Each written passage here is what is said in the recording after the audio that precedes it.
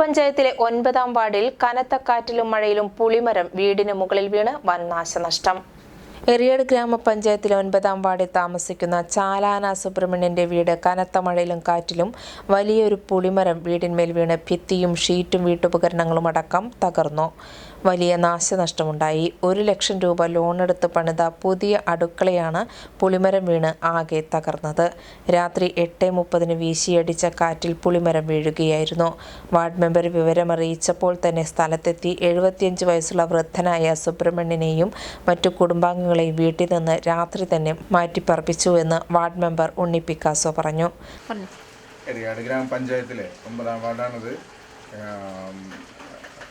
സുബ്രഹ്മണ്യൻ, നമ്മുടെ ചാലാന സുബ്രഹ്മണ്യൻ എന്ന് പറഞ്ഞ ആളുടെ വീടാണ് ഇത്.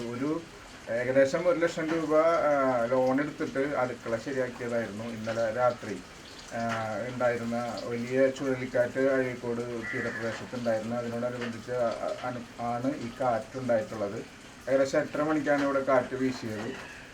വലിയൊരു നാശനഷ്ടം തന്നെയാണ് ഈ വീട്ടിലുണ്ടായിരുന്നത്. വൃദ്ധനായിട്ടുള്ള നമ്മുടെ ചാലാന സുബ്രഹ്മണ്യൻ ചേട്ടനെ വേറൊരു വീട്ടിലേക്ക് മാറ്റിയിരിക്കുകയാണ്. ഇന്നലെ ഞാൻ ആ സമയത്ത് തന്നെ എത്തി ഇവരെ വീട്ടിലുള്ള എല്ലാവരും മാറ്റുകയുണ്ടായി.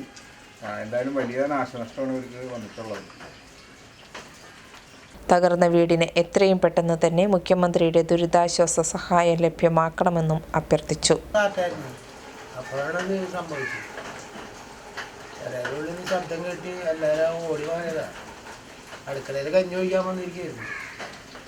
അപ്പോഴാണ് വരുന്നുണ്ടല്ലോ ഓടി മാറി.